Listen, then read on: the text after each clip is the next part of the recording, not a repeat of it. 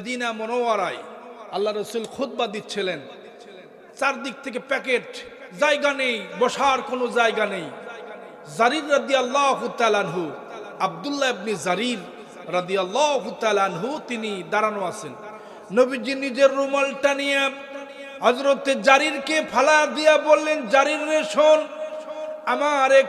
আমারে চাদরে বসে যাও। হযরতে জারির রাদিয়াল্লাহু তাআলা আনহু নবীজির রুমালটা নিয়ে বুকের সঙ্গে আলিঙ্গন করলেন, নবীজির চাদরটা নিয়ে মুখের সঙ্গে মাখতে লাগলেন। বললেন, ইয়া রাসূলুল্লাহ, ইয়া হাবিবাল্লাহ, আপনার চাদরে কি বসা এটা পৃথিবীর কোনো মানুষ বসতে পারে? আকরামানি আকরামাকাল্লাহ। আল্লাহু আকবার বলেন। আল্লাহ যে আপনাকে সম্মান দিয়েছে, রব্বুল আলামিন আপনাকে যে সম্মান দিয়েছেন, এই সম্মান পৃথিবী কেউ দেয় নাই। ওয়ারাফানা লাকা যিকরাক। এজন্য যুবকেরা, তরুণীরা, নবীনীরা এই কোরআনের মঞ্চে যদি আসে, রব্বুল আলামিন তাদেরকে বড় ভালোবাসেন। আর নবীজিও সবচাইতে যুবকদেরকে ভালোবাসতেন, চয়েস করতেন। হযরতে জারির ইবনে আব্দুল্লাহ বলেন, হুজুর, আমি একজন যুবক ছেলে, এখনই কি বুঝি আমাকে যে সম্মান দিলেন। নবীজির সম্মান পেয়ে হযরত জারির রাদিয়াল্লাহু তাআলা আনহু বললেন, আমার সাহাবীরা শোনো, এক সময়ে কালেমার পতাকা বিশ্বের ময়দানে এই যুবকদের মাধ্যমে ইসলামের পতাকা পথ করে উঠতে থাকবে। আল্লাহু আকবার বলেন। আল্লাহু আকবার। আবু জাহেলের মারার জন্য দুইজন ছোট্ট বাচ্চা দিয়ে আল্লাহ তাআলা খতম করে আছেন। একজনের নাম হলো একজনের নাম হলো আফরার দুই ছেলে মুয়াজ, আর একজনের হলো মুআওয়াজ। বুখারীর হাদিসে এসেছে, দুইজন ছোট্ট বাচ্চা আবু জেহেলকে কাট করে ফেলায়া দিয়েছে। পেটের ভিতরে ভুড়ি মাইরা, আবু জেহেল, মার দোয়া নিয়ে এসেছি, আমরা রণাঙ্গন থেকে যাব না, তোকে মেরেই যাব। আল্লাহু আকবার কও। আল্লাহু আকবার। তাহলে কি বুঝলেন? ছোট্ট ছোট্ট বাচ্চাদের মাধ্যমে ইসলাম পৃথিবীতে এসেছে। বড় বড় লিডারদেরকে আল্লাহ খতম করা দিয়েছেন, মোশা দিয়া, মাসি দিয়া, ছোট্ট ছোট্ট বাচ্চা দিয়া। আল্লাহু আকবার বলেন। আল্লাহ কবুল করুন। যারা নবীন তরুণীরা চলে আসেন, ইনশাআল্লাহ ঝাঁকে ঝাঁকে চলে আসেন। এখন আমরা কোরআন থেকে একটি আয়াতি কারিমা আমরা তেলাওয়াত করব ইনশাআল্লাহ। সময় খুবই কম, অল্প সময়ে মেহেরবানি করে, মঞ্চে এখনো পেলাম না, একটা কোরআন শরীফ দরকার, একটা মাম পানি দরকার, একটা টিস্যু বক্স দরকার। কতবার বললাম, মেহেরবানি করে আপনার দেওয়া দরকার। বসে নেন, না আসলে না আসুক, সমস্যা নেই, আপনারা বসে নেন, কেউ উঠবেন না, মেহেরবানি করে বসেন।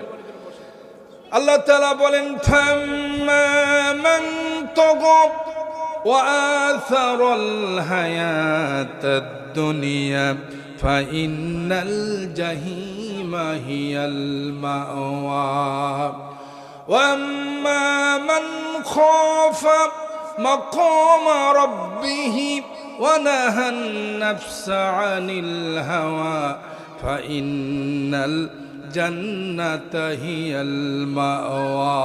জোরে কোন আল্লাহু আকবার। আল্লাহু আকবার। সূরার নাম সূরা নাজিয়াহ। রব্বুল আলামিন বিশ্ববাসীদেরকে জানায়া দিলেন, এই দুনিয়াতে সফল কাম হতে গেলে, যারা সফলতা অর্জন করতে চায়, দুইটা জিনিস ধরা লাগবে আর দুইটা জিনিস ছেড়ে দেওয়া লাগবে। আমার সাথে সবাইকে বলতে হবে, পৃথিবীতে কেউ যদি সফলতা পাইতে চায়, দুইটি জিনিস ধরতে হবে। জোরে কোন কয়টা? এই পাশ থেকে আওয়াজ হয় না, জোরে কোন কয়টা? দুইটা।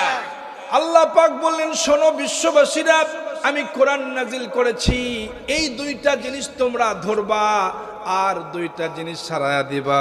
আল্লাহ পাকের নবী বললেন, হুজুর সাল্লাল্লাহু আলাইহি ওয়াসাল্লামের লক্ষ লক্ষ হাদিস থেকে একখানা হাদিস, নবীজি বলেন, আল কাইসু মান দানা নাফসাহু ওয়া আমিলা লিমা বাদাল মাউত ওয়াল আজিজু মান ইত্তাবা নাফসাহু হাওয়াহা ওয়া তামান্না আলাল্লাহ। জোরে বলেন আল্লাহু আকবার। আল্লাহু আকবার। এই চারটা আয়াত আর নবীজির একটা হাদিস, এই নিয়ে আলোচনা মোটামুটি শেষ করব। কষ্ট হবে কি আপনাদের? একটু মনোযোগ দিয়ে শুনবেন। আল্লাহ তাআলা বলেন, ফাম্মান তাগা ওয়া আসারাল হায়াতাদ দুনিয়া ফাইন্নাল জাহিমা হিয়াল মাওয়া। জোরে কোন আল্লাহু আকবার। রব্বুল আলামিন বলেন ফাম্মা মান তাগা, যে ব্যক্তি সীমা লঙ্ঘন করেছে, ওয়াসারাল হায়াতাদ দুনিয়া, আর দুনিয়ার জিন্দেগিকে আসল জায়গা মনে করেছে, এই দুনিয়াটাই আসল জায়গা, আর দুনিয়ার জীবনকে আসল জায়গা মনে করলো, আর পরকালকে ভুলে গেল। এই দুইটি কাজ আমাদের ছাড়া লাগবে, আর দুইটি কাজ গ্রহণ করা লাগবে। তাহলে প্রথম দুইটি কাজ আল্লাহ তাআলা শুরুতেই বললেন ফাম্মা মান তাগা, যে ব্যক্তি সীমা লঙ্ঘন করেছে, নিজের জীবনকে নষ্ট করে দিয়েছে, সীমা লঙ্ঘন করেছে, সে ব্যক্তি তার ঠিকানা হলো জাহান্নাম। তাহলে আমরা এই আয়াত থেকে পেলাম, যে ব্যক্তি সীমা লঙ্ঘন করবে, নিজের জীবনকে যা চাই তা করবে, যা মনে চাই তা করবে। সীমা লঙ্ঘন করেছে ফেরাউন, সীমা লঙ্ঘন করেছে। আল্লাহ পাকের নবী মুসা আলাইহিস সালামকে আল্লাহ বললেন ইযহাবু ইলা ফিরআউনা ইন্নাহু তাগা। আল্লাহু আকবার। ইযহাব ইলা ফিরআউন, ফিরআউন, এই যে বাচ্চাদেরকে ধরেন, সামলান, এদেরকে সামলান। ইযহাব ইলা ফিরআউনা ইন্নাহু তাগা, ফিরআউন সীমা লঙ্ঘন করেছে। ফিরআউনের কাছে নবী মুসা যাও, সে সীমা লঙ্ঘনকারীদেরকে আমি পৃথিবীতে রাখবো না, কারণ জমিনটা কার? জোরে বলেন, এই জমিনটা কার? আসমান কার? জমিন কার? পৃথিবীতে আমরা বান্দা কার? সবাই বলেন বান্দা আমরা কার? বউ কার? বউ নিজের। মারহাবা কোন? মাথা এবং বিবেক ঠিক রাখবেন। আমি এক মাহফিলে বলতেছি, এরকম করতে করতে শেষ পর্যন্ত বলছে বউ আল্লাহর। নাউজুবিল্লাহ। কোন? মাথা এবং বিবেক সব ঠিক রাখতে হবে। সবাই ঠিক আছেন তো ইনশাআল্লাহ? তাহলে আল্লাহ তাআলা বলেন কি শোনেন, ফাম্মা মান তাগা, যে ব্যক্তি সীমা লঙ্ঘন করেছে। মুসা আলাইহিস সালামকে আল্লাহ বলেন শোনো মুসা, জমিনটা আমার, আসমান আমার, জমিন আমার, বান্দা আমার, এই জমিনে আল্লাহর দেওয়া বিধান চালু করবে, আল্লাহ পাকের হুকুম কায়েম করবে। তুমি চলে যাও। রাষ্ট্রপতি সবচাইতে বড়, বিরাট ক্ষমতা, সে বলেছে আনা রাব্বুকুমুল আলা, আমি হলাম সবচাইতে বড় খোদা, আমার চাইতে বড় খোদা পৃথিবীতে আর নাই। আমি আল্লাহ তাআলা বললাম নবী হে, আপনি চলে যান ফেরাউনের কাছে, সে সীমা লঙ্ঘন করেছে, তাকে আপনি হুঙ্কার দেন।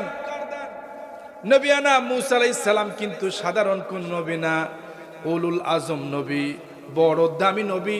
কোনো বাতিল কাছে আপোষ করে নাই, কোনো ভয় করে না। রাগ হইলে তার শরীরের, ঠিক আছে, আর দরকার নেই, এখন আর দরকার নেই। মুসা আলাইহিস সালাম যখন রাগ হইতেন, তার রাগটা এত বেশি ছিল, রাগ হওয়ার কারণে তার শরীরের লোমকুম পর্যন্ত কাটার মতো সোজা হয়ে যেত। আল্লাহু আকবার কোন? সেই দামি নবী চলে গেছেন, নবিয়ানা মুসা আলাইহিস সালাম চলে গেছেন ফেরাউনের রাজপ্রাসাদে গিয়ে বলছে, এই ফেরাউন, ইযহাব ইলা ফিরআউনা ইন্নাহু তাগা, তুমি সীমা লঙ্ঘন করেছো, বাড়াবাড়ি করেছো, তোকে আমি ছাড়বো না। আল্লাহর জমিন, হুকুম চলবে আল্লাহর। আলা লাহুল খালকু ওয়াল আমর, হুকুম চলবে তার। জমিন যার, হুকুম চলবে তার। জোরে বলেন জমিনটা কার? আল্লাহ। সবাই একসাথে বলেন জমিনটা কার? আল্লাহ। হুকুম চলবে কার? সে আল্লাহর হুকুম চালু হবে। ফেরাউন তো গুসা হয়ে গেল, রাগ হয়ে গেল। নবিয়ানা মুসা আলাইহিস সালামকে বললেন তোমাকে আমি ছাড়বো না।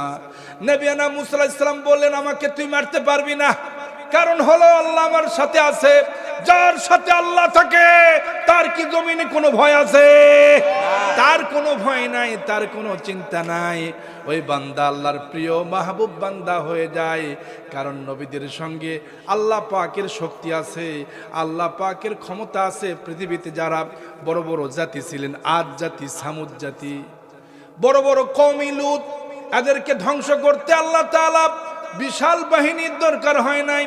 একজন মাত্র ফেরেশতা জিবরাইল আলাইহিস সালাম এসেছেন কওমি লুতকে দুনিয়ার থেকে মাত্র একটা পাখার সামান্য অংশটা জমিনের মধ্যে ঢুকিয়ে দিয়া উল্টা দিয়েছেন। পুরা জমিনটা তামা হয়ে গেছে, ডেড বডি হয়ে গেছে, ওঠে মৃত্যু সাগর, মরা সাগর হয়ে গেছে। আল্লাহু আকবার বলেন। আল্লাহু আকবার। কি পাওয়ারফুল আল্লাহ, সব দুনিয়ায় দেখাবেন না, দেখাবেন আল্লাহ। আল্লাহর পাওয়ার কত, ক্ষমতা কত দেখলেন না? এই যে একটু প্রায় 2-3 মাস হয়ে গেছে মনে একটা ঝাঁকুনি দিয়েছিল বাংলাদেশ, এক ঝাঁকুনিতে মানুষ করছে আল্লাহ আছে। কিছু কিছু মুসলমান আবার বলে আচ্ছা আল্লাহর শক্তি কি কমে গেল নাকি? নাউজুবিল্লাহ কম। আল্লাহ পাক কি আগে যে শক্তি ছিল তার সাথে কমছে টমছে নাকি? নাউজুবিল্লাহ নাউজুবিল্লাহ। আল্লাহ ফাআলুল লিমা ইউরিদ, যা খুশি তা করতে পারেন। ইন্না বাতশা রাব্বিকা লাশাদীদ, আল্লাহ সব সময় ধরেন না, ধরলে আল্লাহর কাছ থেকে কেড়ে নেওয়ার মতো ক্ষমতা পৃথিবীতে আর কারো নাই। এজন্য আল্লাহ তাআলা বলেন শোনো, চলে যাও ফেরাউনের কাছে। নবিয়ানা মুসা আলাইহিস সালাম গেলেন, মুসা আলাইহিস সালামকে তারা ধাওয়া করলো।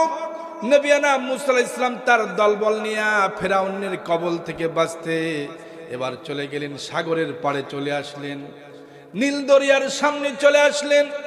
নবিয়ানা মুসা আলাইহিস সালামকে আল্লাহ বলেন আল্লাহ ইন্নী মুদরিকুন, আমরা পাকড়াও হয়ে গেলাম। আল্লাহ বললেন না মুসা না, আমি আল্লাহ তোমার সাথে আছি। আল্লাহু আকবার, আল্লাহু আকবার। মুসা আলাইহিস সালাম বললেন আল্লাহ আমি তো মুদরিকুন, আমি তো পাকড়াওয়ের মধ্যে পড়ে গেলাম।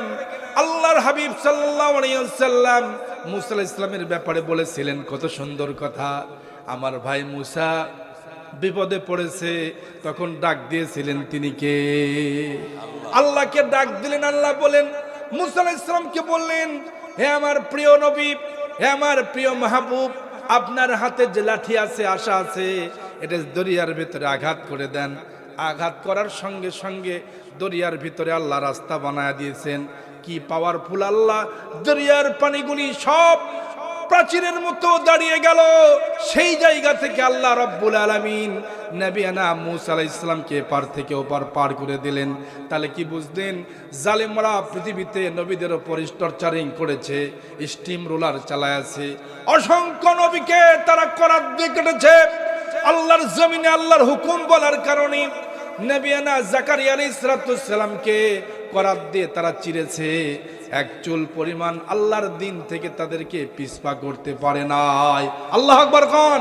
আল্লাহু আকবার। তাহলে আমরা কি পেলাম? সূরা নাজিয়াতে রব্বুল আলামিন বলেন ফাম্মান তাগাব, যে ব্যক্তি সীমা লঙ্ঘন করবে, এই দুনিয়াতে যারা সীমা লঙ্ঘন করবে আল্লাহ রব্বুল আলামিন তাদেরকে ধরার জন্য যুগে যুগে মুসা আলাইহিস সালাম পাঠায়া দিয়েছেন ফেরাউনের কবল থেকে বাঁচতে। ফেরাউন ছিল সবচাইতে বড় তাগুত পৃথিবীতে। তাগুত কিয়ামত পর্যন্ত থাকবে। নবিয়ানা মুহাম্মদ সাল্লাল্লাহু আলাইহি ওয়াসাল্লাম আমাদের নবী যখন পৃথিবীতে ইসলাম নিয়ে এসেছেন তখন তাগুত ছিল আবু জেহেল। কে? জোরে বলেন কে? আবু জেহেল ছিল সবচাইতে বড় মক্কার লিডার।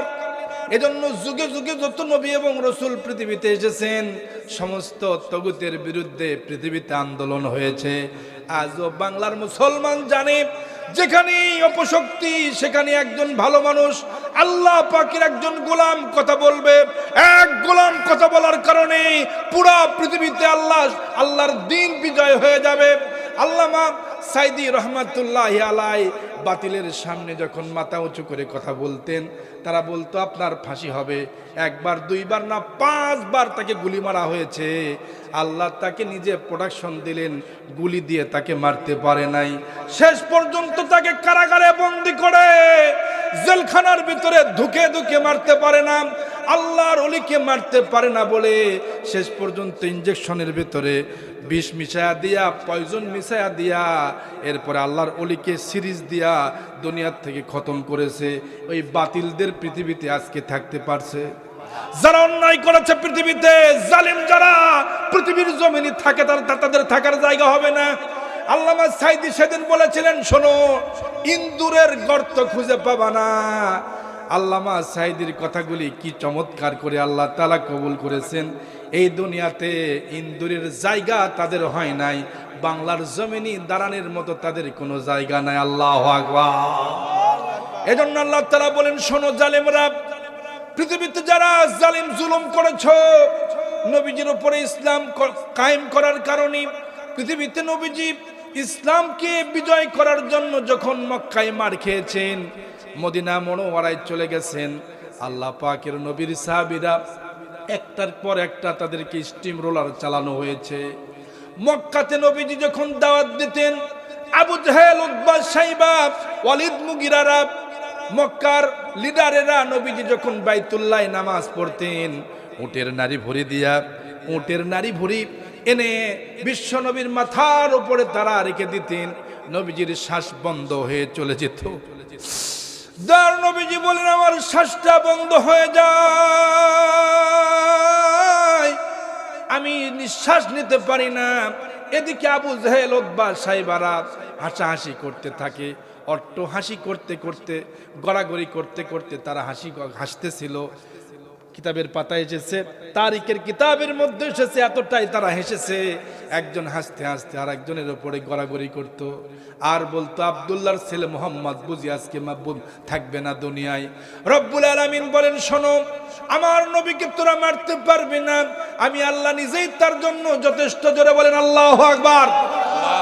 আব্দুল্লাহ ইবনে মাসউদ রাদিয়াল্লাহু তাআলা আনহু দৌড় দিলেন, দৌড়া গিয়া মা ফাতেমাকে খবর দিলেন।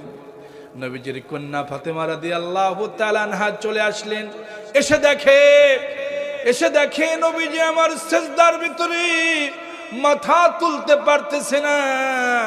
নর্দমার উটের নারী ভুঁড়িগুলি নবীজির মাথার উপরে আছে, নবীজির মাথার উপরে চাপায়া দাও। নবীজি মাথা তুলতে পারেন না, মাথা তুলতে পারেন না।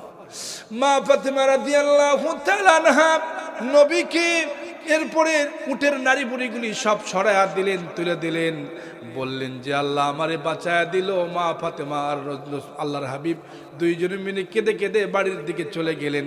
সেদিন আবু জেহেল নবীকে মারতে পারে নাই, সেই আবু জেহেল শেষ পর্যন্ত টিকতে পারে নাই। বদরের যুদ্ধে ছোট্ট দুইটা বাচ্চা মুআয আর মুআওয়াজের হাতে কুপকাত হয়ে জমিনে আল্লাহ সেদিন দেখা দিয়েছে খেলা। আল্লাহু আকবার কর। তাহলে কি বুঝলেন, দুনিয়াতে যারা শক্তিশালী, শক্তি দেখাও, শক্তি চিরকাল তোদের থাকবে না। আল্লাহ সেটাই সূরা নাজিয়া জানা দিলেন। ফাম্মা মান তাগাব, যে ব্যক্তি সীমা লঙ্ঘন করেছ, ওয়াসারাল হায়াতাদ দুনিয়া, এবং দুনিয়ার জীবনকে আসল জায়গা মনে করেছ। আমরা দুনিয়াতে পায়ার কারণে আমরা তো মনে করি দুনিয়াটা আসল জায়গা। দুনিয়া কি মজা লিলো, ও দুনিয়া তোমারি হ্যায়। দুনিয়াতে খাও দাও, ফুর্তি করো, যা খুশি তা করো। নতুন নতুন টাটকা হুর নিয়া এই ক্যাসুনেতে বিভিন্ন সময় রাত কাটাইছে, আছে না নাই? কোন আছে না নাই? জিনা ব্যভিচার বাংলার জমিনে আছে না নাই? কথা বলে না জোরে, কোন আছে না নাই? সুদ ঘুষ বাংলার জমিনে আছে না নাই? চুরি বাংলার দেশে আছে না নাই? বাংলার জমিনে আছে না নাই? পর্দা বাংলার দেশে আছে? মহিলারা মার্কেট শরীফে করে পর্দা নাই, পুশিদের নাই। এরপর টান টান কাপড় পরে, বোরকা নাই, বোরকাগুলি যেগুলো বোরকা তাও তো মনে করেন আধুনিক বোরকাগুলি, ফ্যাশনি বোরকা, এদের পর্দা হয় না। এত নগ্নতা চলতেছে পৃথিবীতে, কোনো হুকুম নাই। বাংলার জমিনে কোরআন দিয়ে একটা বিচার আমরা এখনো দেখি নাই। কথা বলেন ঠিক কিনা? এ পাশে কথা বলে না, বলেন না ঠিক কিনা? চুরির বিচার যদি একটা হতো, একটা কোরআন দিয়া, আল্লাহ তাআলা কোরআনে সে কথাও বলেছেন, আস-সারিকু ওয়াস-সারিকাতু ফাকতাউ আইদিয়াহুমা, চোর যদি চুরি করে তার হাত কেটে দিতে হবে। বিধান কার? আল্লাহ। বিধান কার? আল্লাহ। আজকে বাংলাদেশের বয়স প্রায় 55 থেকে 56 বছর বয়স হয়ে গেছে। একটা বিচার কোরআন দিয়ে চুরির বিচার, হাত কাটা দেখছেন? অথচ রাহমাতুল লিল আলামিনের সময়ে নবীজি মক্কা থেকে যখন মদিনায় আগমন করলেন, বনি মাখজুম গোত্রের একজন মহিলা চুরি করলো। তার নাম ছিল ফাতেমা, নবীর কন্যার নাম ফাতেমা। বনি মাখজুম গোত্রের যে মহিলা চুরি করেছে তার নামও ফাতেমা। নবীর কাছে গিয়া বলে, ইয়া রাসূলুল্লাহ, ইয়া হাবিবাল্লাহ, বিচারটা একটু হালকা করা যায় কিনা? সাহাবীরা গিয়া রাসূলকে বলতেছে, ইয়া রাসূলুল্লাহ, বিচারটা কি একটু হালকা করা যায় না? বনি মাখজুম গোত্রের খুবই সম্মানিত মহিলা, খুবই বড় ফ্যামিলির মেয়েটা চুরি করে ফেলেছে, বিচারটা কি হালকা করা যায় না? নবীর কাছে গিয়ে যখন বিচারের কথা বললেন, নবীজি চেহারাটা মলিন ছিল, সুন্দর ছিল, ঝকমকা ছিল। যেই মাত্র বলেছে বিচারটা একটু হালকা করা যায় কিনা, অমনি নবীজির চেহারাটা অন্যরকম লাল লাল বর্ণ ধারণ করলো। সাহাবীরা বলেন, আমরা আশ্চর্য হয়ে গেলাম, নবীজির চেহারা মুহূর্তের মধ্যেই লাল বর্ণ ধারণ করলো। আমি আশ্চর্য হয়ে যাই। সাহাবীরা বলেন, আমরা আশ্চর্য হয়ে গেলাম, নবীজি এভাবে তিনি তার চেহারাটার পরিবর্তন হলো।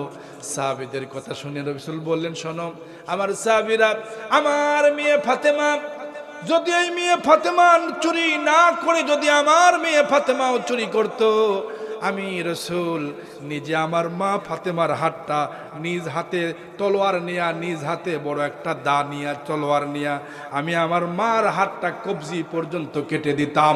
আল্লাহু আকবার বলেন। এই বিধান কোরআনে আছে, জোরে বলেন কোথায় আছে? বাংলার জমিনে আমরা একটাও দেখলাম না, একটা বিচার কোরআন দিয়ে হয়েছে আমরা দেখতে পেলাম না। বাংলার মানুষের জাতির কপালটা এতটাই খারাপ, কোরআন শুধু চুমু খাওয়ার কিতাব মনে করে, কোরআনকে তাবিজ বানানোর কিতাব মনে করে। কথা কোন ঠিক কিনা?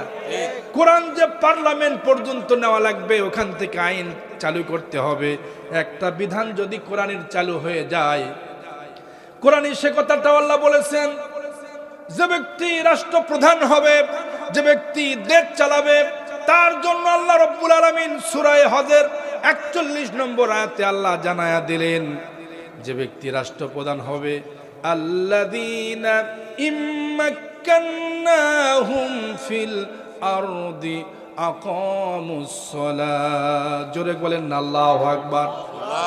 যে ব্যক্তি রাষ্ট্রপ্রধান হবে, ইসলামী স্টেট কায়েম করার পরে রাষ্ট্রপ্রধান হবে, একটা প্রথম ৪টি কাজ আল্লাহ তাআলা কোরআন দিয়া বলেছেন, বান্দারা তাদের ১ নম্বর দায়িত্ব হলো, রাষ্ট্রের প্রধানের ১ নম্বর দায়িত্ব হলো আল্লাযীনা ইম্মাক্কান্নাহুম ফিল আরদি, এই জমিনের ভিতরে আকামুস সালাহ, নামাজকে প্রতিষ্ঠা করা লাগবে। হুকুমটা কার? আল্লাহ। নামাজকে ৫ ওয়াক্ত নামাজ মসজিদে মুসল্লি আস্তার বাপ পর্যন্ত আসবে। আল্লাহু আকবার খান। সংসদ ভবনে যদি একটা বিল পাস হয়, দেশের জনগণেরা দেশের লোকেরা শোনো, যদি বারাকা পাইতে চাও, যদি আল্লাহর বিধান মানতে চাও, যদি এই দেশে যদি থাকতে চাও, ৫ ওয়াক্ত নামাজ মসজিদে গিয়ে পড়া লাগবে। হুকুমটা আল্লাহর। কার হুকুম বলেন? রাষ্ট্রপ্রধান যদি সেখান থেকে সংসদ ভবন থেকে একটা ব্রিফিং নিউজ দেয়, একটা বিবৃতি দেয় যে বাংলার জনগণ, আমি এখন রাষ্ট্রপ্রধান, আমি এখন ক্ষমতা আমার হাতে, আগামীকাল ফজরের নামাজ যারা আসবে না, ফজরের নামাজ যাদের যে মুসল্লিদেরকে পাবো না, এদেরকে ১ ওয়াক্ত নামাজের জন্য ২ ঘন্টা জেলে দেবো, আমি ৫,০০০ টাকা জরিমানা, তুমি আসবা ছাড়া তোমার ১৪ গোষ্ঠী পর্যন্ত মসজিদে আসবে। কথা কন ঠিক কিনা?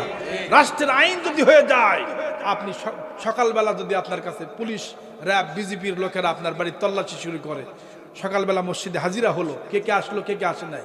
আমি সারসিনা দারুস সুন্নাতে পড়াশোনা করেছি, সেখানকার আইনটা কড়া করে ৫ ওয়াক্তের নামাজে হয় ফজরে, নাই জোহরে, নাই আসরে, নাই মাগরিব, নাই এশাতে একবার হাজিরা হবে। কোন রুমি ছাত্র আছে, কে আসে নাই, পাগড়ি আছে কিনা, মেসওয়াক আছে কিনা, আপনার কাছে ৫ ওয়াক্ত নামাজে আপনি আসেন কিনা, সেখানে আইন আছে বলে আর আইন করা লাগে না, সবাই এমনি মসজিদে যায়। আল্লাহু আকবার কর। আর আজকে বাংলাদেশে ফজরের নামাজ চলে। ফজরের সময় গেলাম আপনার পঞ্চগড় এলাকায়, প্রথম যখন গেলাম এই শীতের শুরুতেই পঞ্চগড় গিয়ে দেখি ফজরের নামাজ পড়লাম, সেখানে গিয়ে দেখি মসজিদে মুয়াজ্জিন আর ইমাম সাহেব। জিজ্ঞেস করলাম যে ভাইজান কি খবর? তো হুজুর কোন জায়গা থেকে এসেছেন? বললাম বগুড়া থেকে এসেছি, আমরা মুসাফির মানুষ, নামাজ পড়তে আসলাম। মুসল্লির অবস্থা এরকম কেন? হুজুর আমরা প্রত্যেক ওয়াক্তে আমরা ২ জন, ইনি আর ইনি, এছাড়া কোনো মুসল্লি নাই। বাংলাদেশে এরকম প্রায় ৫০০-র উপরে মসজিদ আছে, মুসল্লি নাই, শুধু মসজিদ আছে। কথা কোন ঠিক কিনা? মসজিদ বানায় লাভ নয়, মুসল্লি যদি না থাকে, মসজিদ কান্দে। আল্লাহ টাইলস বানাইছে কত সুন্দর করে, ডেকোরেশন কত সুন্দর, লাইটিং কত সুন্দর, সব কিছু এয়ার কন্ডিশন, মুসল্লি নাই। যেদিন বাংলার জমিনে ফজরের নামাজের দৃশ্য আর জুমার নামাজের দৃশ্য এক হবে, সেদিন বুঝবেন বাংলার জমিনে কোন নাস্তিক, মুরতাদ, বেঈমান, ওই রাম বাম, ওই দেশের যে সমস্ত আছে, বিভিন্ন কমিউনিস্টরা আছে না আমাদের দেশে, বিভিন্ন লেখক আছে না ইসলামের বিপক্ষে লেখে, এই সমস্ত নাস্তিক মুরতাদেরা মাথা চারা দিয়ে সেদিন আর উঠতে পারবে না।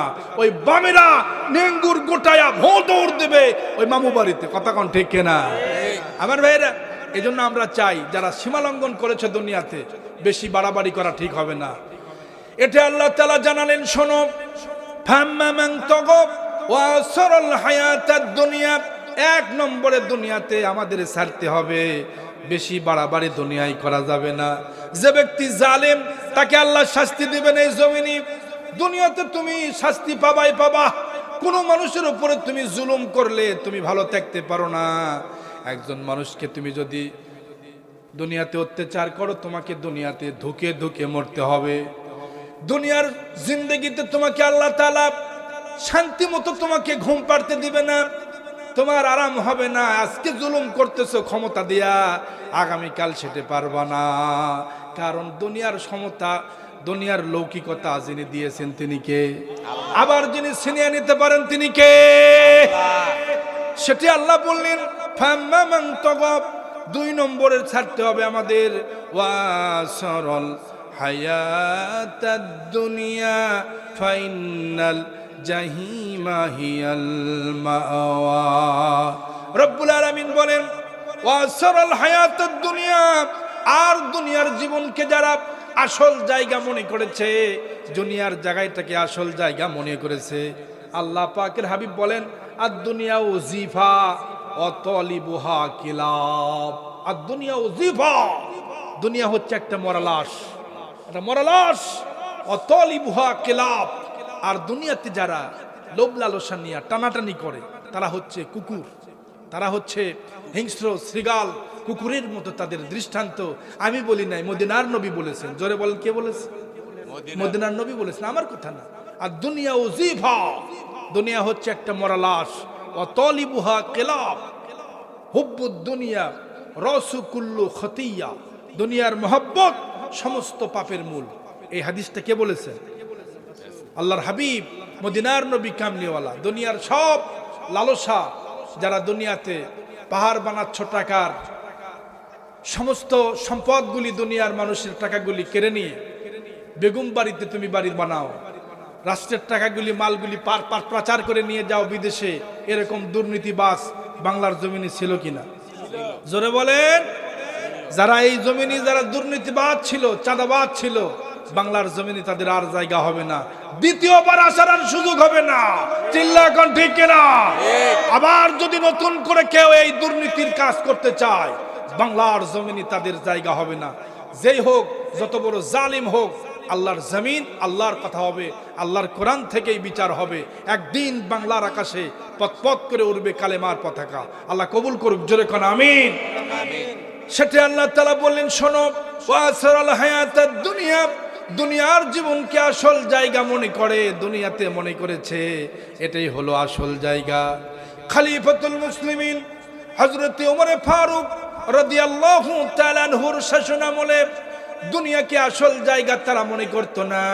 কিছু মানুষ তো ভুল ভ্রান্তি থাকতেই পারে। খলিফা ওমর রাদিয়াল্লাহর যুগটা ছিল স্বর্ণের যুগ। জোরে বলেন, কিসের যুগ? আল্লাহর হাবিব বলেছেন খায়রুল কুরুনি করনি সুম্মাল্লাযীনা ইয়ালুনাহুম সুম্মাল্লাযীনা ইয়ালুনাহুম সুম্মাল্লাযীনা ইয়ালুনাহুম সুম্মাল কির।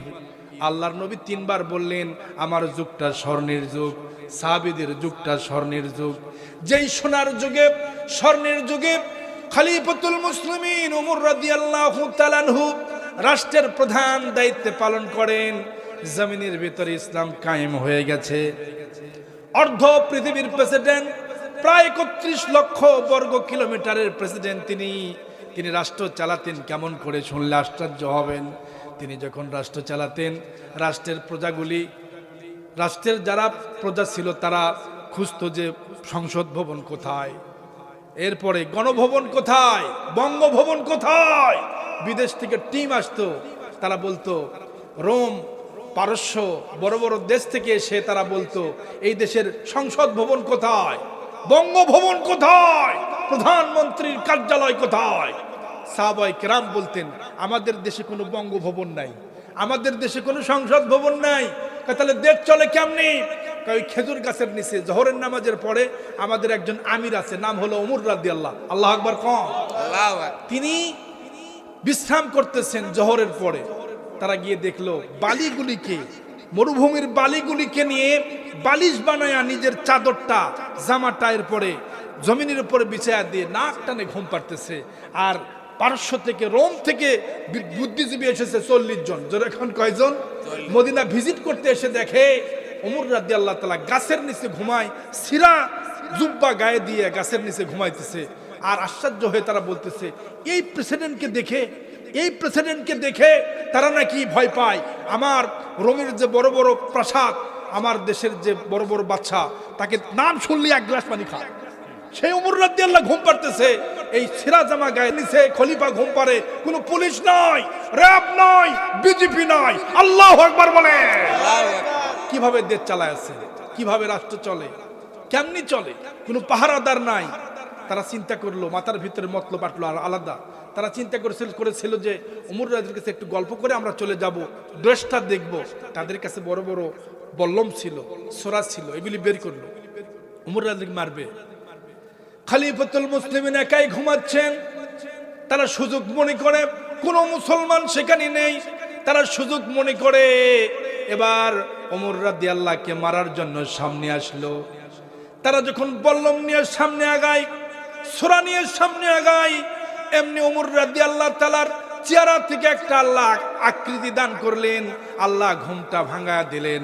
তাদের পায়ের আওয়াজে ওমর রাদিয়াল্লাহু তাআলা আনহুর ঘুমটা ভেঙে গেল। রব্বুল আলামিন তার চেহারার ভিতর থেকে একটা সিংহের মতো একটা চেহারা বানায়া দিল। আল্লাহু আকবার কোন।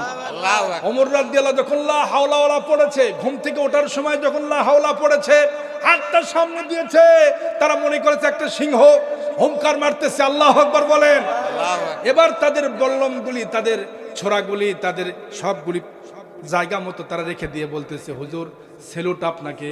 কোথায় তোমাদের বাড়ি? আমরা এসেছি সিরিয়া থেকে, আমরা এসেছি রোম দেশ থেকে।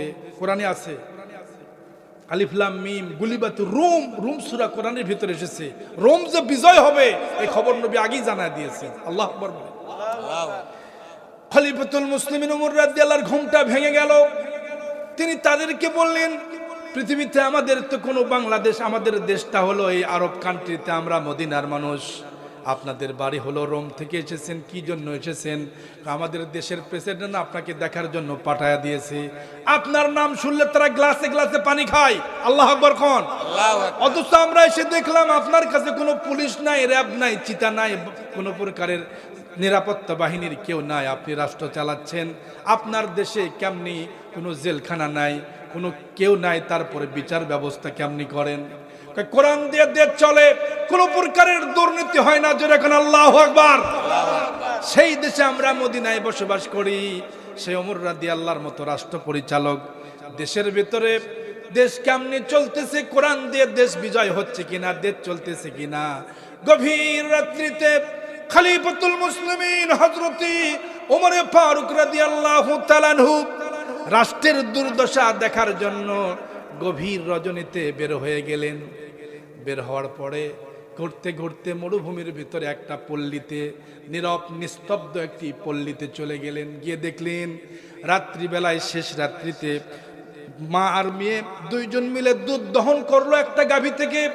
মা বলতেছে 2 কেজিতে মাত্র হাফ ছটাক পানি দিলেই 2 কেজি ফুল হবে। মা একটু পানি দাও, 2 কেজি ফুল হলে আমরা 2 কেজির টাকায় পাবো। মা বলতেছে, মেয়ে বলতেছে না, এটা সম্ভব না, এটা করা যাবে না। মা বলতেছে, মেয়ে শোনো, এখন তো রাষ্ট্রপতি যিনি দেশের বাদশা, প্রেসিডেন্ট, আমিরুল মুমিনিন হযরতে ওমর রাদিয়াল্লাহু দেখতেছে না, আমরা গোপনে দেব, কেউ জানবে না। ওমর রাদিয়াল্লাহু কান পেতে শুনতেছে। সুবহানাল্লাহ কোন। রাষ্ট্র কেমনি চলে, কিভাবে রাষ্ট্র চলে দেখতেছেন। রাজা হইলে, প্রেসিডেন্ট হলে তার দায়িত্ব কত, ঘুরে ঘুরে দেখতেছেন। এবার মেয়ে বলতেছে, মা না, এই কাজ করা যাবে না। পৃথিবীর বাদশা না দেখুক, মদিনার প্রেসিডেন্ট, অর্ধ পৃথিবীর প্রেসিডেন্ট, 31 লক্ষ বর্গ কিলোমিটারের প্রেসিডেন্ট ওমর রাদিয়াল্লাহু, তিনি হয়তো জানবে না, কিন্তু আহকামুল হাকিমিন, এই জমিনের যিনি বাদশা, আখিরাতের বাদশা, আসমানের বাদশা, তামাম পৃথিবীর যিনি মালিক, সে আল্লাহ তাআলা সিররা ওয়া আলানিয়াতা, গোপনে যা করি, প্রকাশ্য যা করি, সব কিছু তিনি দেখতেছেন। আল্লাহু আকবার বলেন। গোপনে গোপনে আমরা যা করব সব তিনি জানেন। খবরদার আমরা এই কাজ করব না। ওমর রাদিয়াল্লাহু তাআলা চুপ করে আলোচনা শুনে বাড়িতে চলে গেলেন। গিয়ে তার বিবির সঙ্গে পরামর্শ করলেন, বিবি রে, আমি একটা মেয়ে খুঁজে পেয়েছি, রাজকন্যা। সুবহানাল্লাহ কোন। বাড়ি কোথায়? কয় অমুক নীরব নিস্তব্ধ একটা পল্লীতে মহিলা বসবাস করে। কয় মহিলা মেয়েটা কেমন দেখতে, কয় তা তো আমি জানি না, আমি তো পর্দার অন্তরাল থেকে মেয়ের কথা শুনেছি, আমার বড় ভালো লেগেছে। কি গুণ দেখলেন? ওমর রাদিয়াল্লাহু তাআলা বললেন, আমি তো যে গুণ দেখেছি শুনলে হয়তো তুমি নাও পছন্দ করতে পারো, কিন্তু আমার পছন্দ। মারহাবা কোন কি পছন্দ করলেন আমিরুল মুমিনিন? কি গুণ দেখলেন যে গুণের কারণে আপনি পছন্দ করলেন? আমি দেখলাম দিনদারিতা, তার ভিতরে যেগুলি গুণ পেলাম, দেখতে সুন্দর কিনা আমি দেখি নাই, আমার এটার দরকার নাই, তার ভিতরে যে ইমানের কোয়ালিটি আছে এটা দেখে আমি ওমর খুশি হয়েছি। আমি চাচ্ছি আমার ছেলে আব্দুল্লাহর সঙ্গে ওই মেয়ের সঙ্গে বিয়ে দিতে চাই। আল্লাহু আকবার খান। আল্লাহু আকবার। খলিফাতুল মুসলিমিন ওমর রাদিয়াল্লাহুকে জিজ্ঞেস করলেন তার স্ত্রী, কি গুণ দেখলেন? তিনি বললেন, আমি গুণ দেখেছি, আসলে মেয়েটা কোনো রাজকীয় বংশের মেয়ে না, কোনো সম্ভ্রান্ত পরিবারের মেয়ে না, তিনি একটা গোয়ালিনীর মেয়ে, দুধ বিক্রেতার মেয়ে। মারহাবা কোন। কিন্তু ইমানটা তার ভিতরে 100 এতটা ইমান তার ভিতরে দীপ্ত, যেটা দেখে আমি বড় খুশি হয়েছি। আমার মন বলতেছে ওই ওমরে ফারুকের ঘরে ওই কন্যা সন্তান আসলে আমার বংশবালা যা আসবে সব আল্লাহওয়ালা হবে, দিনদার হবে। জোরে বলেন না মারহাবা। তাহলে বুঝতে হবে, পাত্রী যখন আপনি আপনার সন্তানের জন্য, মেয়ের জন্য বা নিজের জন্য যখন আপনি একটা কন্যা সন্তান দুনিয়া আনবেন, একটা মেয়েকে যখন বিবাহ করবেন, কমসে কম তার ভেতরে 4টা কোয়ালিটি দেখতে হবে। জোরে কন কয়টা? 4টা। আপনাদের তো কষ্ট হচ্ছে না তো? রাগ করছেন না তো? 4টি কোয়ালিটি সেই মহিলার কমসে কম থাকা লাগবে। এর ভিতরে একটা হলো দিনদারিতা, সবার শেষে দিনদারিতা। আমরা তো আসলে এগুলি দেখি না।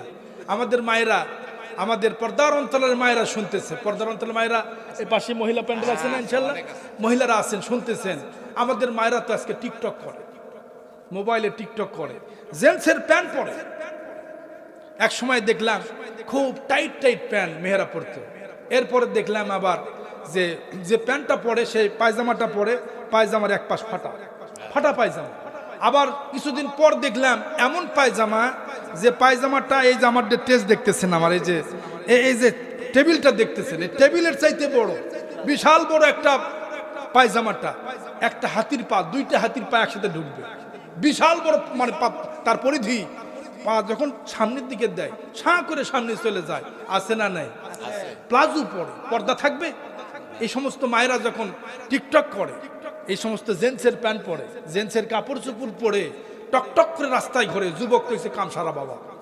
এই যুবক যখন তার দিকে দেখবে, ওই মার পেট থেকে যে সন্তান আসবে, আব্দুল কাদের জিলানী বুঝি আসবে? কি আসবে? ডিপ জল আসবে, শয়তান আসবে। এই সমস্ত পাপী সন্তানগুলি আসতেই দেখেন না, আমাদের সোনামণিরা যারা আসতেছে সবার জন্য কথা হবে ইনশাল্লাহ। কোরআনের ময়দান তো এখানে। পেটের ভিতরে সন্তানকে নিয়ে মা যখন বিভিন্ন খারাপ অশ্লীল ভিডিওগুলি দেখে, সন্তান পেটের ভিতর থেকে বলতে আমিও আসতেছি, দাঁড়াও। এরপরে সন্তান যখন দুনিয়াতে আসে, আসার সাথে সাথে স্মার্টফোন সন্তান সব পারে, আসতেই ওই আগেই নেট মনে দেখে আসছে দুনিয়া থেকে। কথা কন। এই ছোট্ট সোনামণিরা যা পারে, এই চাচা দিতে পারবেন, আপনি পারবেন? এই ফোন আপনি চালাতে পারবেন? আপনার কাম বাচ্চা ওই ছোট্ট একটা ছেলে তুলে নিয়ে আসে, দেখেন টাস করে। কি বুঝবেন তাহলে? আধুনিকতার ছয় দিয়া ওই সর্বনাশ করতেছে আমার ভাইরা। এজন্য খলিফাতুল মুসলিমিন খুব খেয়াল করেন। খলিফাতুল মুসলিমিন ওমর রাদিয়াল্লাহু তাআলা আনহু প্রেসিডেন্ট, তিনি তার স্ত্রীকে বললেন, আমি সন্তান গোয়ালিনীর মেয়ে হতে পারে, আমার কোনো আপত্তি নাই। মেয়েটা যদি দিনদার হয় তোমার কোনো আপত্তি আছে নাকি? বংশের দিকে এত আমি তাকাই না, ওই গোয়ালিনীর মেয়ের সঙ্গে আমার সন্তান আব্দুল্লাহর সঙ্গে আমি বিবাহ দিতে চাই। আল্লাহু আকবার বলেন।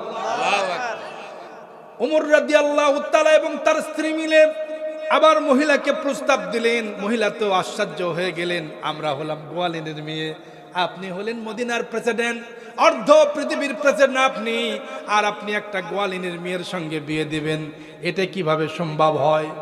আমরা তো বুঝতে পারতেছি না। আমরা চাই দিনদারিতা। আমরা যে মেয়েটার কোয়ালিটি দেখেছি আমার নির্বাচন করা হয়ে গেছে, ওই মেয়েটা যদি আপনি দয়া করে দেন, আমি ওমর রাদিয়াল্লাহু আমার সন্তানের জন্য, আমার ছেলের জন্য পুত্রবধূ বৌমা করে বাড়ি নিতে চাই। লিল্লাহি তাকবীর। নির্বাচন করবেন দিনদারিতা দিয়া। রহমত হবে আপনার বাড়িতে, বারাকাত দিয়ে আল্লাহ ভরে দেবেন। ভাইরা আমার, এজন্য ওমর রাদিয়াল্লাহু তাআলা আনহু ছোট্ট সন্তান যখন পৃথিবীতে তার ওই মহিলার পক্ষ থেকে যে সন্তান আসলো, এই সন্তানটা পরবর্তীতে দ্বিতীয় ওমর রাদিয়াল্লাহু হয়েছেন, দ্বিতীয় হযরত ওমর সানি তিনি হয়েছেন। তার নাম ছিল ওমর ইবনে আব্দুল আজিজ রাদিয়াল্লাহু তাআলা আনহু। ওমর রাদিয়াল্লাহর ঘরে ওই যে মহিলাটা আসলো, গোয়ালিনীর মেয়ে, তার পেট থেকে একটা সন্তান আল্লাহ দান করলেন, যে সন্তানটার নাম হলো ওমর ইবনে আব্দুল আজিজ রাদিয়াল্লাহু রাহমাতুল্লাহি আলাইহি। তিনি আবার পৃথিবীতে শাসন করেছেন। তার জামানায় যাকাতের মালগুলি নেওয়ার জন্য তিনি ডাক দিয়েছেন, এই বাচ্চাকে সামলান, তাহলে তো ওয়াজ হবে না। একটু জিকির করেন লা ইলাহা ইল্লাল্লাহ। কষ্ট হচ্ছে কি আপনাদের? লা ইলাহা ইল্লাল্লাহ, লা ইলাহা, লা ইলাহা ইল্লাল্লাহু মুহাম্মাদুর রাসূলুল্লাহ। জোরে কোন আল্লাহু আকবার। তাহলে কি বুঝলেন? শোনেন, গোয়ালিনীর মেয়ের পেট থেকে দ্বিতীয় ওমর সানি পৃথিবীতে আসলো, যার নাম হলো ওমর ইবনে আব্দুল আজিজ। তিনি দুনিয়ার প্রেসিডেন্ট হলেন, আবার দুনিয়াতে রাজত্ব করলেন। তার রাজত্বের সময়ে যাকাতের মাল পৃথিবীতে দেওয়ার জন্য গরিব মানুষ খুঁজতে লাগলেন। দুনিয়াতে গরিব কারা কারা তালিকা করতে লাগলেন। দুইজন ধনী মানুষ যাকাতের টাকাগুলি নিয়ে ঘুরতেছিলেন। ঘুরতে ঘুরতে যাকাতের টাকা দেওয়ার জন্য একটা এলাকায় গেছেন। একটা এলাকা থেকে চারদিক থেকে তিনি ঘুরতে লাগলেন। ঘুরতে ঘুরতে যাকাতের মালের টাকাগুলি বস্তা ভর্তি করে 7 দিন পর্যন্ত ঘুরেছে। কয়দিন? 7 দিন পর্যন্ত ঘুরে তার চোখটা মলিন হয়ে গেছে, চেহারা ডেবে গেছে, চোখ ডেবে গেছে, চেহারা মলিন হয়ে গেছে। কিন্তু যাকাতের সম্পদ কাকে দিবে? কোনো গরিব খুঁজে পাওয়া যায় না।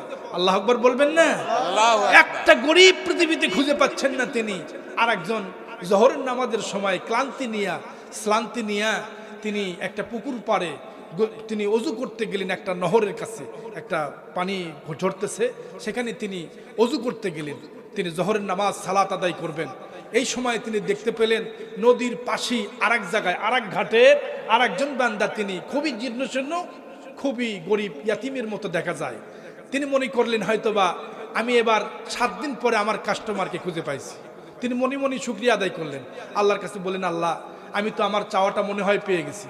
দুইজন মিলে একবারে বস্তা ভর্তি টাকা নিয়ে দুইজনে মসজিদে নামাজ পড়লেন। নামাজ শেষ করে তিনি মুসাফিরকে বলেন, ভাই আসসালামু আলাইকুম। সালাম বিনিময় হওয়ার পরে জিজ্ঞেস করলেন, ভাই কি আপনি? ভাই আমি তো আপনাকে 7 দিন ধরে খুঁজতেছি, একজন মিসকিনকে খুঁজতেছি, একজনকে যাকাতের টাকাগুলি তাকে আমি উঠাইয়া দেব, আমি একটু ফ্রি হতে চাই, আমার দায়িত্ব একটু আমি পৌঁছায় দিতে চাই। আল্লাহর দিনের মাথার উপর আমার উপরে যাকাতের টাকাগুলি আমি নিতে নিতে আমার মাথায় বহন করতে করতে আমার টেনশন, কিয়ামতের দিন মামলা খাইতে যেন না খাই, বাঁচার জন্য চেষ্টা করতেছি, এই টাকাগুলি দেওয়ার জন্য খুঁজতেছি, লোক খুঁজে পাচ্ছি না। আশ্চর্য হয়ে গেলেন। তো আমি শেষ পর্যন্ত আপনাকে খুঁজে পেয়েছি, এই বস্তাগুলি আপনি নেন আর আমাকে একটু বাঁচান। মারহাবা কোন? মারহাবা। যে ব্যক্তি নামাজ পড়তেছে মাথা চুলকায় কয়, বেটা কয় কি রে, বেটা কয় কি? কারে আপনি 7 দিন ধরে ঘুরতেছেন, আমাকে কি আপনি চেনেন? না তো। আমি কি আপনার পরিচয় কি আপনি জানেন? না তো। আমি এই যাকাতের টাকা আপনার কাছে কয় লাখ টাকা আছে? তিনি একটা অনুমান বললেন, আমার কাছে ধরেন 7 লাখ টাকা আছে। কারে মেয়ে? আপনার কাছে 7 লাখ টাকা আছে, আমার কাছে 7 কোটি টাকা নিয়ে আমি ঘুরতেছি। কি মনে করলাম আমাকে? আপনি মনে করছেন ফকির? আমি কি মনে করলাম? 7 কোটি টাকা নিয়ে আমি ঘুরতেছি, কোনো ফকির পাচ্ছি না, মিসকিন পাচ্ছে না এই দেশে, কাকে দিব? আপনি মনে করছেন আমি ফকির? আমি কি সায়েল? তাই মনে করেছেন? এবার দুইজনকে ধরে বলতেছেন, এমন একটি রাষ্ট্রে আমরা বসবাস করি, যাকাতের সম্পদ নেওয়ার জন্য এই দেশে আর কোনো ফকির, কোনো মিসকিন নাই। দেশ যদি কোরআন দিয়ে চলে, দেশ যদি ইসলামী হুকমত দিয়ে চলে, যাকাত ভিত্তিক অর্থনীতি যদি চলে, বাংলার জমিনে কোনো দুর্নীতি থাকবে না, কোনো গরিব মিসকিন থাকবে না। এমন দৃশ্য কোরআন দিয়ে চলুক। আমরা কারা কারা চাই দুহাত তুলে মালিকরে একটু দেখান। নারায়ে তাকবীর, লিল্লাহে তাকবীর, নারায়ে তাকবীর। আল্লাহ কবুল করুন, জোরে বলি আমিন। আপনাদের তো বেজার হচ্ছেন না তো, রাগ করতেছেন না তো আবার? কারণ রাষ্ট্রপ্রধান ছিলেন ওমর রাদিয়াল্লাহু তাআলা আনহু। তার ওরফ থেকে, তার মানে বেটার বোর থেকে যে সন্তানটা এসেছে দ্বিতীয় ওমর, তিনি দেশ পরিচালনা করেছেন সময় এরকম দৃশ্য ঘটে গেছে। আমি তো বাজে কোনো কথা বলতেছি না আমার ভাইয়েরা, তাহলে খেয়াল করেন, শোনেন। আল্লাহ তাআলা এজন্য বলেন দুইটা জিনিস তোমরা ধরো, ফাম্মা মান তাগাব ওয়াসারাল হায়াতাদ দুনিয়া, এটা হলো দুনিয়াকে ছাড়তে হবে, আর দুনিয়ার ভিতরে জুলুম অন্যায় অবিচারকে থেকে বিরত থাকতে হবে। এই দুটি কাজ যদি তোমরা করো, ফাইনাল জাহিমা হিয়াল মাওয়া, তোমাদের বাসস্থান হবে জাহান্নাম। পক্ষান্তরে পরের আয়াতে আল্লাহ তাআলা জানায়া দিলেন, ওয়াম্মা মান খাফা মাকামা রাব্বিহি ওয়া নাহান নাফসা আনিল হাওয়া ফাইনাল জান্নাতা হিয়াল মাওয়া। জোরে বলেন আল্লাহু আকবার। রব্বুল আলামিন বলেন, ফাম্মা মান খাফা, যে ব্যক্তি ভয় করে, মাকামা রাব্বিহি, আল্লাহর সামনে দাঁড়ানোকে যে ব্যক্তি ভয় করে, যে ব্যক্তি দুইটা জিনিসকে যদি আঁকড়ে ধরতে পারে, ফাম্মা মান খাফা মাকামা রাব্বিহি ওয়া নাহান নাফসা আনিল হাওয়া ফাইনাল জান্নাতা হিয়াল মাওয়া। রব্বুল আলামিন বলেন, যে ব্যক্তি দুনিয়াতে সফলতা পেতে চায়, যে ব্যক্তি দুনিয়াতে বুদ্ধিমান মনে করতে চায়, যে ব্যক্তি দুনিয়াতে তার জীবনকে সুন্দরভাবে পরিচালনা করতে চায়, তাহলে দুইটা জিনিস ছেড়ে দিতে হবে, আর দুইটা জিনিস ধরা লাগবে। শেষের দুইটা আমি আলোচনা চলে এসেছি।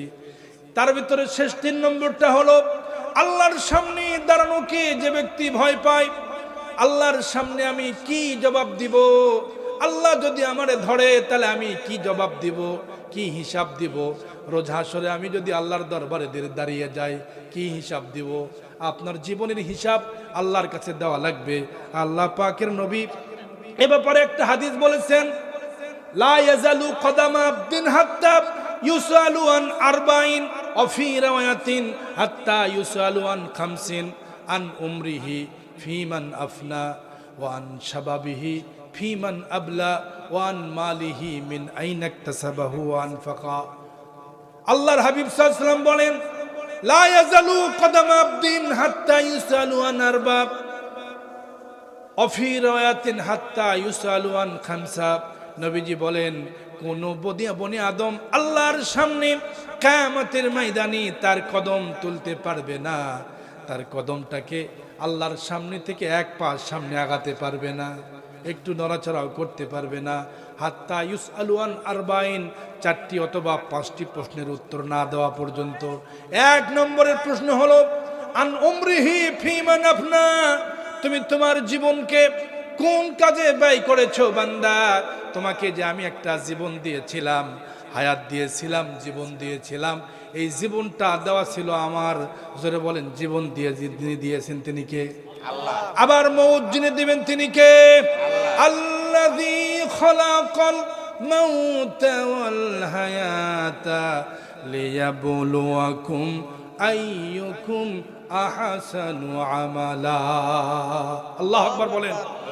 আল্লাহ তাআলা বলেন, আল্লাযী খালাকাল মাউতা, যিনি সৃষ্টি করেছেন মউত, ওয়াল হায়াতা, এবং যিনি সৃষ্টি করেছেন হায়াত, লিয়াবলুয়াকুম আইয়ুকুম আহসানু আমালা, তোমাদের মধ্য থেকে কার আমলটা সবচাইতে ভালো সুন্দর আমলটা দেখার জন্য আমি তোমাদেরকে হায়াতও দিয়েছি, মউতও দিয়েছি। জোরে বলেন না আল্লাহু আকবার।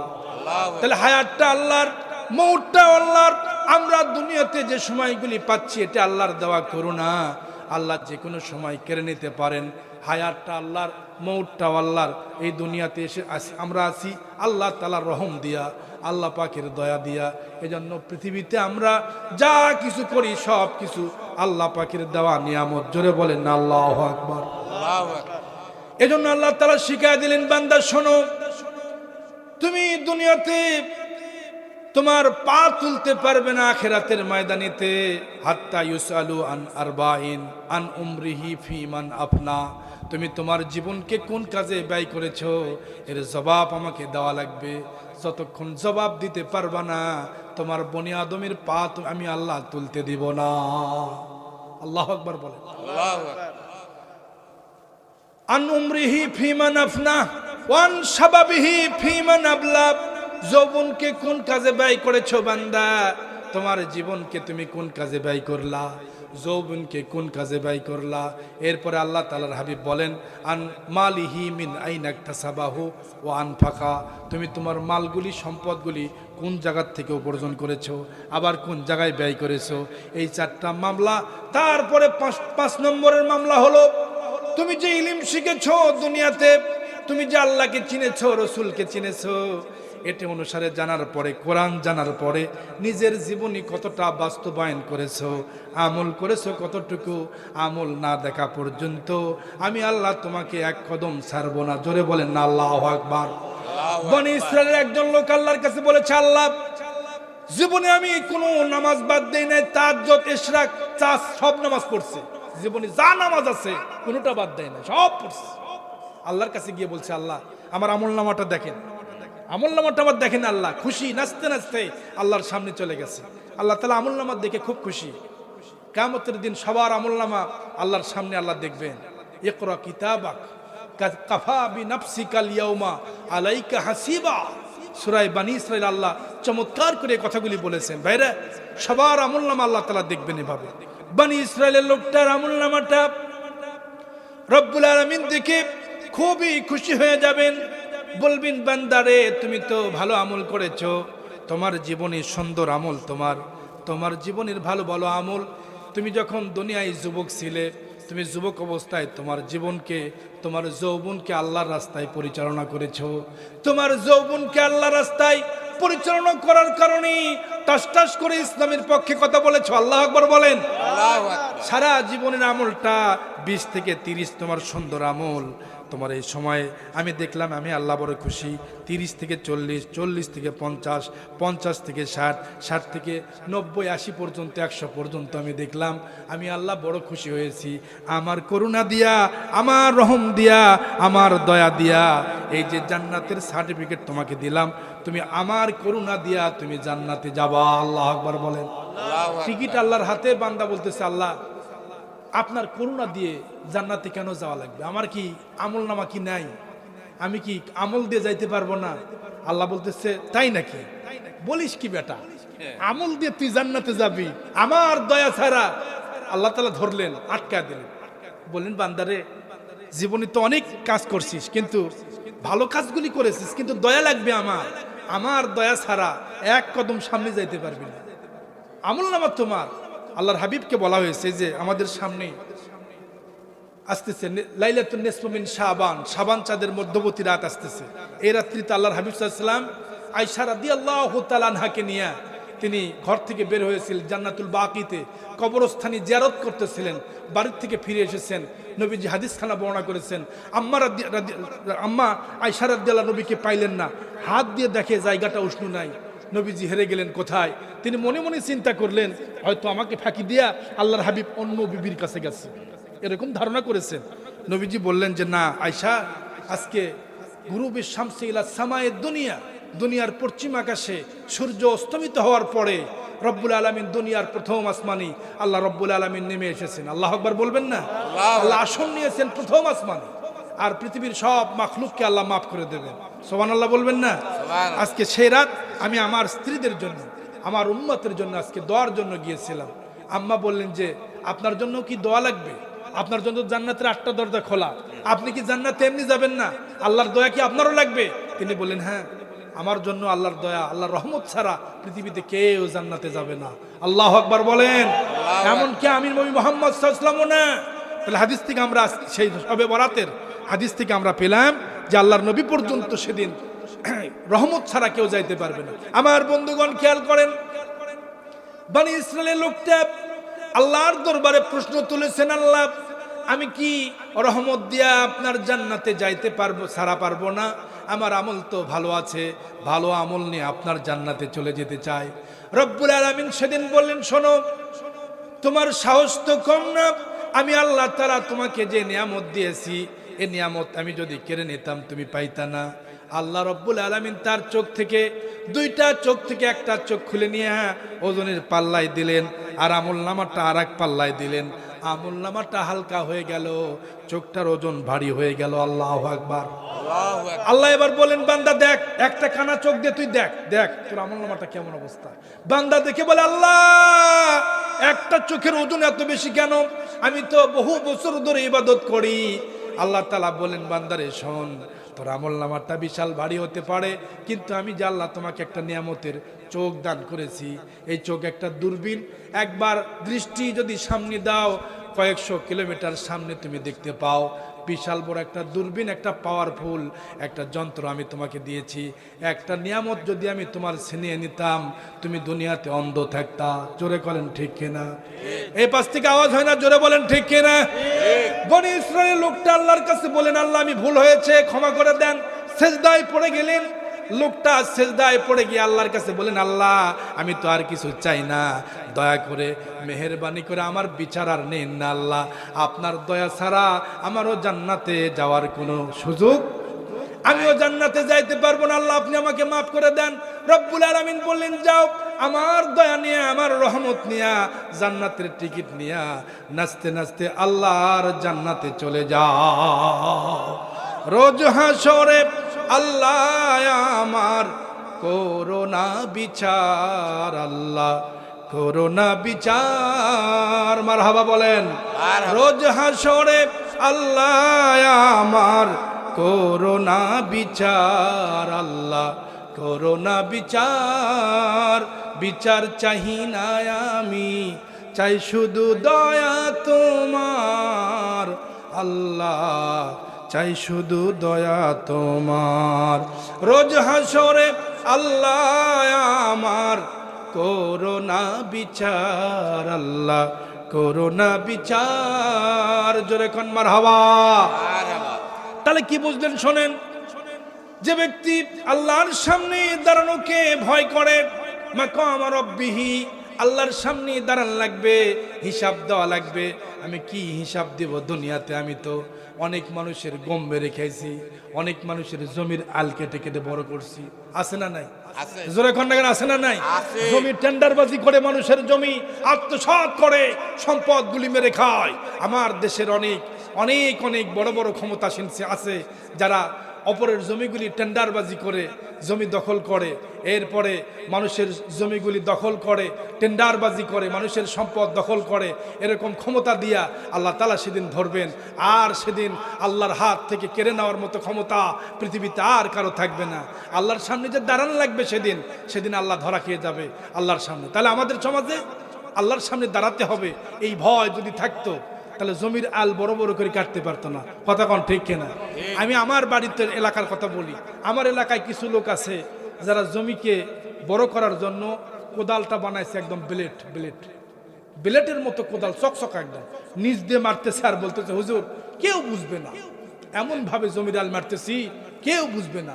আল্লাহ তাআলা বলতেছেন, বান্দারে ওয়া মাকারু ওয়া মাকারাল্লাহ, তুমি যে বুদ্ধি বার করতেছো, তুমি যে জ্ঞান খাটাচ্ছ, মানুষের জমি দখল করতেছো, তুমি নিজ দিয়ে জমির আল বড় করে করে আপনারা বড় করতেছো, তুমি কিয়ামতের দিনে তোমার পুরা জমিনটা মাথার উপরে উঠায়া দিয়া সেদিন তোমাকে অপমান করব। চিল্লা বলেন ঠিক কিনা? এখন বলেন তো, আপনাদের কাছে প্রশ্ন হলো, জমির আল কাটা এটা সুন্নাত না মুস্তাহাব? ভালো করে বুঝে উত্তর দিবেন। মুস্তাহাব। দেখছেন কি কইছে? দেখছেন পিটন এনু খাবে আমিও খাবো। জমির আল কাটা নাকি মুস্তাহাব? কবিরা গুনাহ এটা। জমির আল কেটে বড় করা কি মুস্তাহাব? কাটা মারাত্মক গুনাহ, এটা কবিরা গুনাহ। হাই হাই হাই, করছে কি কাম? আমার ভাইরা, আমাদের দেশে কিন্তু এটা আছে, জমির আল কাটে নিজ দিয়ে কাটে, বুঝতেই দেয় না, এমন ভাবে কাটে, ব্লেড বানাইছে, কোদালটাকে বানাইছে কি ব্লেড বানাইছে। আল্লাহর সামনে দাঁড়াতে হবে, সেই কথাটা আল্লাহ তাআলা বললেন, মাকাম রাব্বিহি ওয়া নাহান নাফসা আনিল হাওয়া। আর দুনিয়াতে মন চাহি, 4 নম্বর পয়েন্টটা হলো, সময় হবে না, 4 নম্বর পয়েন্টে আল্লাহ তাআলা বললেন মাকাম রাব্বিহি ওয়া নাহান নাফসা আনিল হাওয়া। আর দুনিয়াতে মন চাহি কোনো জীবন পরিচালনা করে না, সেই বান্দাটা আল্লাহর সামনে সঁপে দেয় নিজেকে, নিজের মন যা চায় তা করে না। মন চাহি জিন্দেগি, লবণ ছাড়া তরকারি, ঠিক কিনা কোন? পর্দা ছাড়া নারী, ব্রেক ছাড়া গাড়ি, কথা কোন ঠিক?